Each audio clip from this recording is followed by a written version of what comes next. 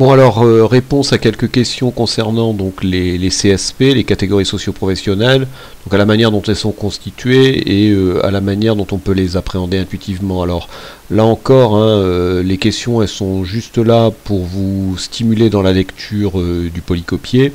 Elles n'ont pas vocation à une reprise exhaustive hein, du contenu du polycopié, donc il faut avoir au préalable attentivement lu ce qui a été écrit. Ça me paraît nécessaire. Alors on va commencer. Donc que classe fondamentalement la nomenclature PCS des professions et catégories socio-professionnelles. Donc une nomenclature, hein, c'est un système de classement. Elle classe des actifs. Voilà. Et elle les classe assez fondamentalement en 6 catégories socio-professionnelles. Donc 6 grandes catégories socio-professionnelles, donc que sont les agriculteurs exploitants, les artisans commerçants, chefs d'entreprise, les cadres des professions intellectuelles supérieures, les professions intermédiaires, les employés et les ouvriers. Donc c'est 6 catégories. Au passage, dont il faut connaître les libellés, puisqu'ils sont d'usage courant dans la littérature socio-économique française. Alors, par extension, donc, que permet cette nomenclature en termes de classement? Elle permet également de classer les gens qui sont entre guillemets affiliés aux actifs, hein. Alors notamment c'est votre cas. Actuellement on ne sait pas dans quelle catégorie socio-professionnelle vous classez a priori puisque vous n'êtes pas actif, et par défaut vous êtes classé dans la catégorie socio-professionnelle de vos parents, du chef de famille plus exactement.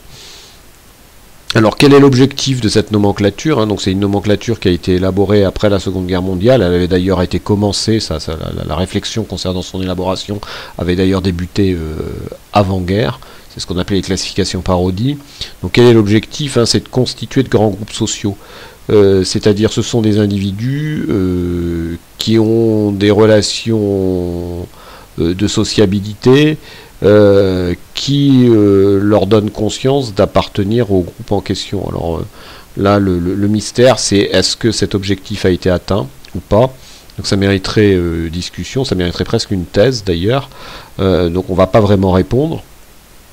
Juste une remarque, hein, souvent les élèves dans leur copie, ils assimilent les CSP à des classes sociales, hein. Alors le concept de classe sociale, il a vraiment un sens très particulier, notamment lié à l'héritage marxiste, donc c'est absolument excessif, par exemple de dire que les ouvriers ou les employés, au sens CSP-INSEE, hein, c'est une classification qui a été élaborée par l'INSEE, donc l'Institut de statistique français, le principal institut de statistique français, donc il serait absolument excessif de dire qu'il s'agit de classe sociale, au mieux des groupes sociaux, et à discuter. Alors on va rentrer donc dans des questions qui concernent la délimitation de ces CSP. Donc première question, qu'est-ce qui distingue un agriculteur exploitant d'un ouvrier agricole? Alors l'agriculteur exploitant il est indépendant, hein, alors que l'ouvrier agricole il est salarié. Auparavant d'ailleurs on l'appelait salarié agricole. Désormais dans les dernières versions de la nomenclature PCS on parle d'ouvrier agricole. Donc un agriculteur exploitant c'est quelqu'un qui vend une marchandise, donc à ce titre-là, dans le cadre d'une entreprise, hein, donc à ce titre-là il a des recettes, il a des coûts, et il va vivre de la dépense entre ses recettes et ses coûts, ce qu'on appelle un profit, alors que l'ouvrier agricole, il perçoit un salaire. Qu'est-ce qui les réconcilie? Donc les salariés agricoles, ouvriers agricoles maintenant et les agriculteurs exploitants, bien entendu c'est la ruralité, hein, c'est le travail de la terre. Question numéro 2, qu'est-ce qui différencie un indépendant d'un salarié? Alors je viens de répondre, hein, un indépendant donc c'est quelqu'un qui exerce dans le cadre d'une entreprise, alors une entreprise je dirais minimaliste, hein, ce qu'on qualifie d'entrepreneur individuel. Donc l'indépendant il vend des marchandises ou des prestations de services, donc à ce titre-là il a des recettes, il a des coûts par ailleurs, et la différence entre ses recettes et ses coûts génère un profit, et c'est de ce profit dont il vit. Alors que le salarié, lui, il a un revenu garanti en l'échange de la fourniture forfaitaire donc de travail, et en l'échange également de subordination. Donc la relation au travail dans les deux cas de figure est quand même très différente. et une profession libérale d'un artisan, commerçant, chef d'entreprise. Alors là, ce qui va distinguer une profession libérale d'un artisan, commerçant, chef d'entreprise, c'est le niveau de qualification de la personne. Si on va jeter un petit coup d'œil, à la logique de constitution, donc des différentes CSP. Donc logique de constitution issue des travaux de l'INSEE, eh bien on constate qu'effectivement la profession libérale elle a donc un niveau d'instruction, voilà, supérieur a priori à celui donc de l'artisan, commerçant, chef d'entreprise. Je dis bien a priori, hein. C'est-à-dire qu'il y a une exigence pour les professions libérales d'un niveau minimum d'instruction, d'un niveau minimum de diplôme. Et au juste, que vend fondamentalement donc une profession libérale? Une profession libérale, fondamentalement, elle vend une prestation de service intellectuel, hein. Un avocat vous conseille juridiquement, un expert comptable établit, certifie vos comptes, etc. Un médecin vous soigne, donc il vous donne des conseils pour vous soigner, il établit une ordonnance qui va vous permettre d'acheter des médicaments, il prescrit des examens complémentaires, etc. Tout ça, ce sont des prestations intellectuelles. Troisième question, qu'est-ce qui différencie un artisan d'un commerçant? Alors l'artisan transforme la matière, alors que le commerçant il se contente d'acheter pour revendre, sans transformation de la matière. C'est ça la différence essentielle. Un artisan maçon, il achète du sable, il achète du ciment, il achète des graviers et il vous monte un mur. Voilà. Alors que le commerçant, il achète des boîtes de petits pois et ce qu'il vous vend, ce sont des boîtes de petits pois. Alors en fait, sa rémunération consiste dans la mise à disposition en temps et en lieu donné donc d'un produit. C'est ça l'activité du commerçant. Alors qu'est-ce qui réunit un artisan et un commerçant? Voilà, alors au sens de la CSP, la nomenclature CSP, c'est que dans les deux cas de figure, ce sont des indépendants. En quoi peuvent-ils être des chefs d'entreprise? Donc, question additionnelle, c'est que si effectivement leur entreprise individuelle croît, voilà, ils sont à partir de 9 salariés considérés effectivement comme chefs d'entreprise. Et puis au passage, je ne vais pas m'étendre là-dessus, mais assez souvent, même dans le cadre d'entreprises, beaucoup d'entrepreneurs individuels optent maintenant pour des régimes juridiques qui sont ceux des entreprises, hein. Ça leur permet d'accéder plus facilement au crédit bancaire, etc. Donc on ne va pas rentrer dans ces subtilités-là. Quatrième question, qu'est-ce qui distingue un cadre d'une profession intellectuelle supérieure? Alors au sens strict du terme, le cadre c'est quelqu'un qui a autorité hiérarchique sur des subordonnés, alors que la profession intellectuelle supérieure, elle effectue des prestations de services de nature intellectuelle. J'ai donné des exemples précédemment, le médecin par exemple effectivement qui soigne, l'avocat qui donne des conseils juridiques, etc. Alors, les deux peuvent-ils se confondre? Alors, bien entendu, il n'y a pas une ligne de démarcation nette entre la supériorité hiérarchique et entre la prestation intellectuelle.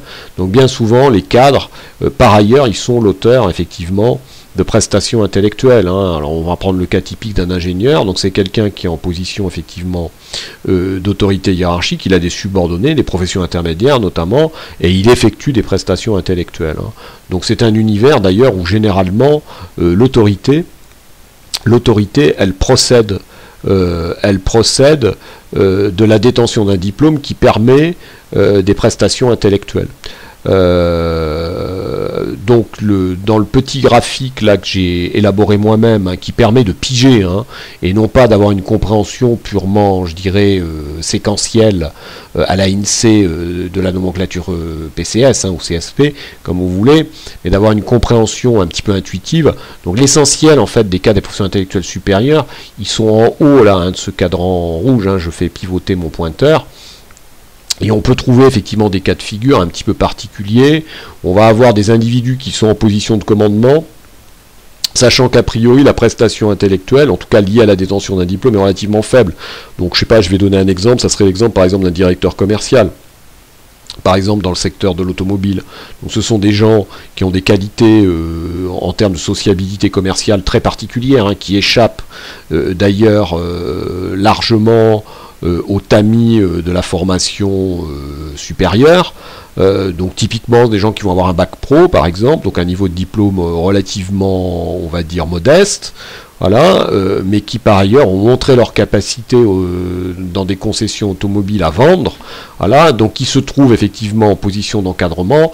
Pour autant, ils sont réputés fournir une prestation intellectuelle effectivement modeste, en tout cas eu égard à la détention de diplôme. Ça ne veut pas dire par ailleurs effectivement qu'ils ne mènent pas une réflexion notamment sur les stratégies commerciales, hein. Tout ça effectivement a fortement nuancé, en tout cas dans la perspective de l'INSEE on serait plutôt là, quoi. Mais l'essentiel effectivement aujourd'hui des CPIS, hein, c'est mon pointeur le montre, c'est là, hein. Alors, cinquième question, en quoi les professions intermédiaires sont-elles intermédiaires? Voilà, alors les professions intermédiaires, je les ai fait figurer sur toujours mon petit schéma là qui est destiné à avoir une appréhension intuitive de la nomenclature PCS.